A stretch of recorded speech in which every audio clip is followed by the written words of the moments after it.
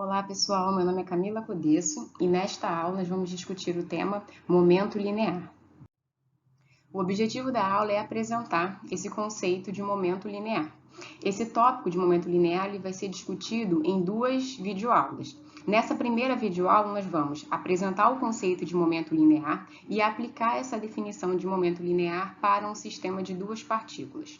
Ainda dentro do tópico de sistemas de duas partículas, nós vamos ver o conceito de centro de massa e aprender como que a gente pode calcular posição, velocidade e aceleração do centro de massa.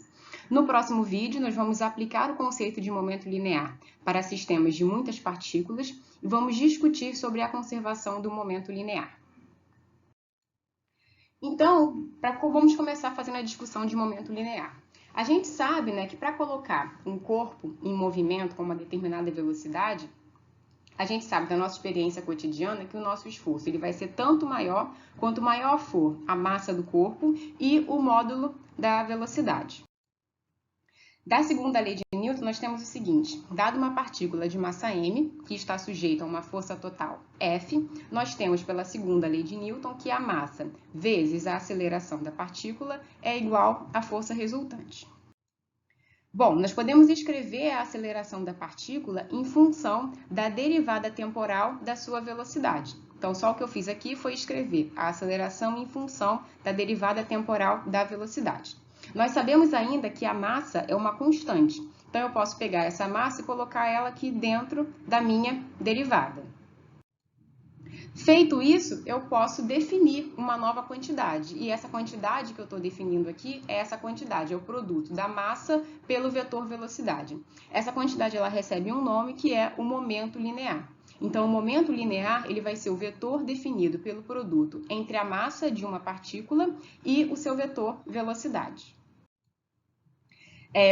Sabendo das unidades no sistema internacional, nós temos que a massa é dada em quilograma e a velocidade é dada em metros por segundo. Então, a unidade de momento linear no sistema internacional é quilograma vezes metro por segundo. Um ponto interessante da gente destacar é que a massa ela é uma quantidade, é uma constante positiva. Então, nós temos que o vetor momento linear tem a mesma direção e sentido do vetor velocidade, tá bom? Bom, vamos continuar com a nossa conta, Então, nós temos aqui que a derivada temporal da massa vezes o vetor velocidade é igual à força resultante. Eu vou pegar agora essa minha nova definição, eu defini que o produto da massa pelo vetor velocidade é o momento linear. Então, eu vou substituir essa informação na minha equação. E aqui o que eu obtenho é a segunda lei de Newton. Então, nós podemos reescrever a segunda lei de Newton dessa forma, e isso não é novo. A gente já tinha visto isso no vídeo sobre a segunda lei de Newton. Então, o que nós temos aqui agora é que a taxa instantânea de variação do momento linear de uma partícula é igual à força total aplicada sobre ela. Bom, nós podemos também fazer o seguinte raciocínio, O que acontece se essa força total for nula? Então, se F é um vetor nulo, nós temos que a derivada temporal do momento linear é igual a zero. Então, isso leva a gente a ver que o momento ele é uma constante. E se esse momento é uma constante, o momento está relacionado com a velocidade da partícula. Se a velocidade é constante, a partícula está executando um movimento retilíneo uniforme. Vamos pensar aqui num exemplo para a gente poder visualizar essa questão do momento linear. Vamos considerar que eu tenho aqui uma taça e eu vou abandonar essa taça de uma certa altura, h, sobre duas superfícies diferentes. Então, primeiro eu estou considerando aqui o chão, tá? E a minha segunda superfície é uma almofada. O que vai acontecer pensando em termos de momento linear? Pensando em termos de momento, nós temos o seguinte: essa segunda superfície é uma superfície que ela pode ser amassada, ela é uma superfície deformável, Então, o que vai acontecer é que, bom, quando eu estou abandonando a taça da mesma altura h, a taça vai chegar nas duas superfícies com a mesma velocidade. Só que, como nesse segundo caso a almofada ela pode se deformar, o ΔT para esse segundo caso vai ser maior, porque eu preciso levar em conta esse ΔT da almofada se deformando.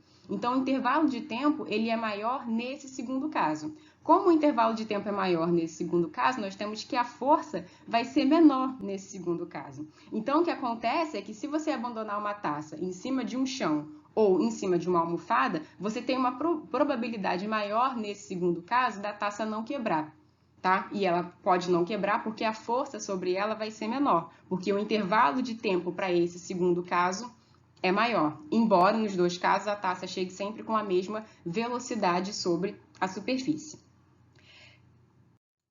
O tema de momento linear, esse conceito de momento linear, ele é mais útil quando a gente aplica ele a um sistema de mais partículas. Então, vamos começar do caso mais simples, que é um sistema de duas partículas. Então, eu vou considerar agora um sistema de duas partículas que interagem entre si. Vamos considerar um par isolado. Nós já discutimos isso também em aulas anteriores. Então, como exemplo, vamos considerar aqui estrelas binárias, né? São estrelas que interagem entre si, mas estão isoladas do resto do universo. Bom, vamos pegar aqui a nossa segunda lei de Newton e aplicar a segunda lei de Newton para esse sistema. Então, eu vou começar escrevendo a segunda lei para uma das estrelas. Então, eu estou escrevendo que a taxa de variação temporal do momento linear para uma das minhas estrelas é igual à força que atua nessa estrela. E qual vai ser a força que vai estar atuando nessa estrela? Como é um par isolado, essa força eu estou chamando de F12, é a força que atua na partícula 1 devido à partícula 2, ou seja, é a força que está atuando na minha estrela 1 devido à estrela 2. Eu posso fazer a mesma coisa, eu vou repetir, né? Vou agora escrever a equação para a segunda estrela. Então, eu posso escrever que a taxa de variação temporal do momento linear da minha segunda estrela é igual a F21, onde esse F21 é a força que atua na minha segunda estrela. E essa força que atua na minha segunda estrela é uma força devido à interação com a primeira estrela, tá? Então, essas são as equações para esse sistema. Bom, eu posso somar essas minhas duas equações, tá? Então, eu vou somar as duas equações e esse P maiúsculo que aparece aqui é o momento total do sistema de duas partículas. Então, o que eu obtenho é o seguinte, eu só estou renomeando, tá? Esse P maiúsculo é a soma de P1 mais P2. E aqui eu somo as duas forças, F12 mais F21. O que a gente pode dizer sobre as forças F12 e F21? Então, a gente pode lembrar lá da nossa aula sobre terceira lei de Newton, e se de fato nós temos um par isolado, o que nós vamos ter é que F12 e F21, pela terceira lei de Newton, elas constituem um par de ação e reação. Então, se eu somar essas duas forças, essa soma, né, o resultado dessa soma tem que ser um vetor nulo, porque elas constituem um par de ação e reação. Então, elas têm a mesma direção, sentidos opostos e têm o mesmo módulo. Então, a soma precisa ser igual a zero. Então, o que a gente observa, né, com esse resultado? Se essa soma é nula, nós temos que a taxa de variação temporal do momento linear do meu sistema é igual a zero. Então, o momento total do sistema se conserva. Então, o que a gente pode observar, uma conclusão importante para esse caso, é que num sistema isolado, o momento total se conserva. E é uma coisa interessante da gente pensar, porque se a gente não tivesse nunca definido o momento, se a gente estivesse só olhando para as velocidades, esse resultado a gente não ia perceber. Então, agora, quando a gente faz a definição dessa nova grandeza, a gente tem uma lei de conservação associada a essa grandeza. Então, num sistema isolado, o momento total se conserva. Esse é um resultado importante para a gente. Bom, vamos agora, né, incluir um grau de dificuldade no nosso sistema. Eu continuo com um sistema de duas partículas, mas agora eu vou querer que nesse sistema eu tenha, né, que vai poder atuar nesse meu sistema forças externas. Então, não é mais um sistema isolado. Então, aqui eu tenho duas partículas, partícula 1, partícula 2. Eu representei, né, a força de interação entre essas duas partículas. Então, na minha partícula 1, atua uma força que eu estou chamando de F12, que é devido à interação da partícula 1 com a partícula 2. E atua na minha partícula 1 também uma força externa. A mesma coisa eu fiz para a minha segunda partícula. Então, eu tenho a força F21, que é devido à interação da partícula 2 com a partícula 1, e tenho também uma força externa que atua nessa minha segunda partícula. Bom, eu posso escrever as equações, né, começar a escrever as equações tanto para a partícula 1 como para a partícula 2. O que a gente vai ter aqui para a partícula 1? A taxa de variação temporal do momento linear da partícula 1 vai ser igual a força F12 devido à interação da partícula 1 com a partícula 2, mais agora uma força externa que está atuando na minha partícula 1. Então, indico aqui explicitamente quem é cada uma dessas forças. A gente pode repetir esse procedimento e escrever agora a equação para a segunda partícula. Então, nós temos que a taxa de variação temporal do momento linear da segunda partícula é igual à força F21, que é a devida à interação da partícula 2 com a partícula 1, mais a força externa que está atuando na partícula 2. Bom, então a gente vai repetir aqui o mesmo procedimento que a gente fez anteriormente, tá? Então, eu posso somar mais uma vez essas duas equações e tenho aqui o resultado dessa soma. Então, esse P maiúsculo é o momento linear total do meu sistema, é P1 mais P2. E aqui, do lado direito da minha equação, eu somei todas as forças. Mas, mais uma vez, a gente pode, afirmar, devido à terceira lei de Newton, que essa soma, vetor F12 mais vetor F21, essa soma tem que ser igual a zero, pois essas forças constituem um par de ação e reação. Então, com isso, a gente obtém que a taxa de variação temporal do momento linear do sistema é igual à soma das forças externas que estão atuando em cada uma das partículas, partícula 1 e partícula 2. Bom, eu posso reescrever, eu posso chamar esse F1 externo somado com F2 externo, posso chamar essa soma de F externo. Isso, no caso, o que significa? Eu estou definindo aqui a resultante das forças externas que estão atuando nesse sistema. E agora eu posso escrever essa equação, Então, a taxa de variação temporal do momento linear total do sistema é igual à resultante das forças externas. E, para que o momento total de um sistema se conserve, a resultante das forças externas aplicada no sistema precisa ser nula. O que eu quero dizer com isso? Se essa resultante for igual a zero, eu vou ter que a taxa de variação temporal do meu momento linear total do sistema é igual a zero. E isso significa que o momento é uma constante, ele se conserva. Bom, vamos pensar aqui uma outra forma da gente olhar para esse mesmo problema. Se a gente olhar aqui para essa equação, a gente pode pensar o seguinte: essa equação poderia ser a equação de movimento de uma única partícula que tem um momento P e que está sujeita a uma força externa F externo. Então, a gente sabe que essa equação aqui, a gente obteve essa equação para esse sistema de duas partículas. Mas essa equação também poderia ser a equação do movimento de uma única partícula. Bom, a gente pode pensar, então, numa única partícula fictícia que seja representativa de todo esse sistema. Então, o que eu estou querendo dizer é que, em vez de eu agora olhar para a partícula 1 e para a partícula 2, eu posso pensar em termos dessa nova partícula que é fictícia, ela não está aqui no nosso sistema. Isso vai estar relacionado, gente, com o conceito de centro de massa. O centro de massa ele é um ponto do espaço que determinamos a partir das posições das outras partículas do sistema e que representa todo o sistema, mas não é uma partícula.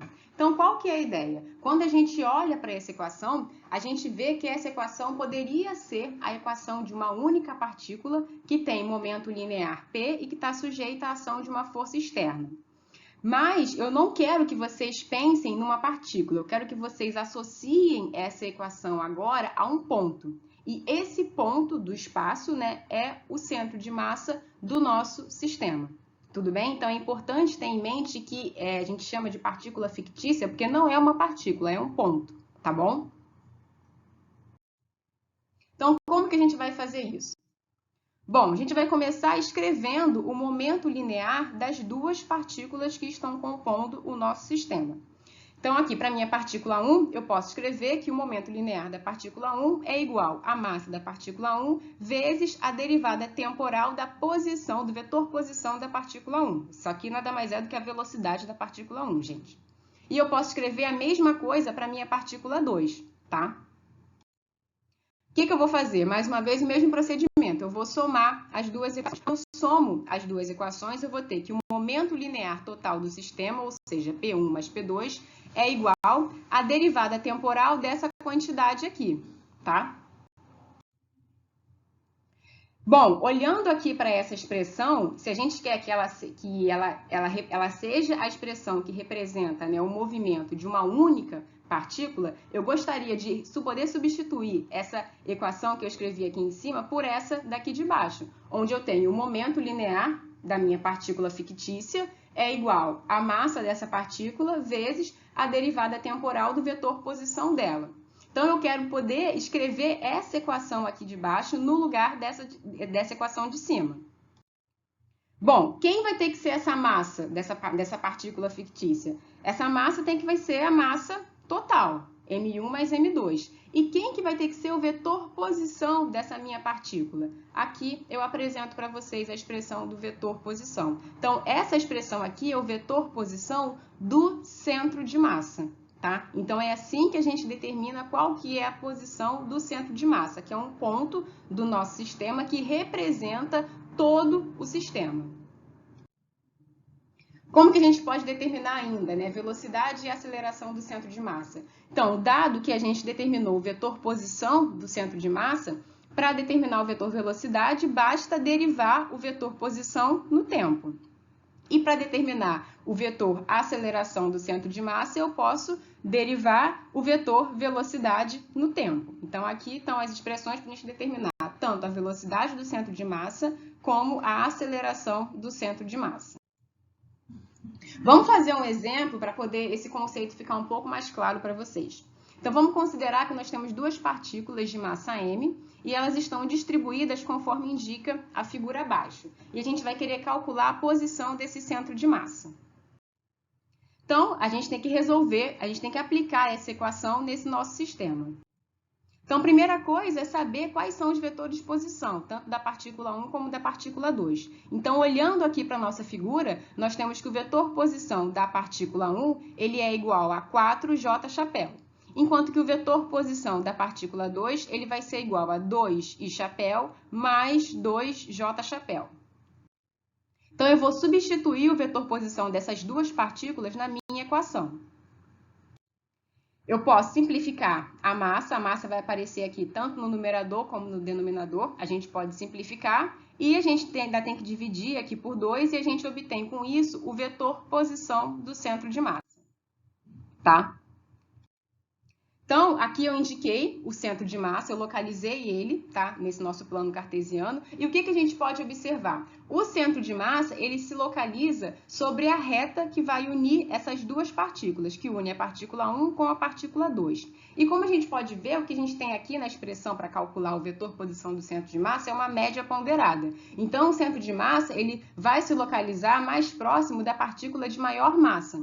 Nesse caso aqui, nesse exemplo, as partículas, né, as duas partículas têm a mesma massa m. Mas se você está num sistema onde as massas são diferentes, o centro de massa ele vai ficar mais perto da partícula de maior massa, porque essa partícula de maior massa ela vai ter um peso maior aqui nessa nossa média ponderada. Então, isso é um exemplo de como que a gente pode determinar o centro de massa para um sistema de duas partículas.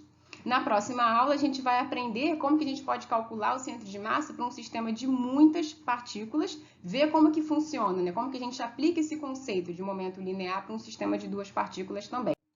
Então, a nossa aula encerra-se por aqui. Eu espero que vocês tenham compreendido esses conceitos e tragam suas dúvidas para a aula.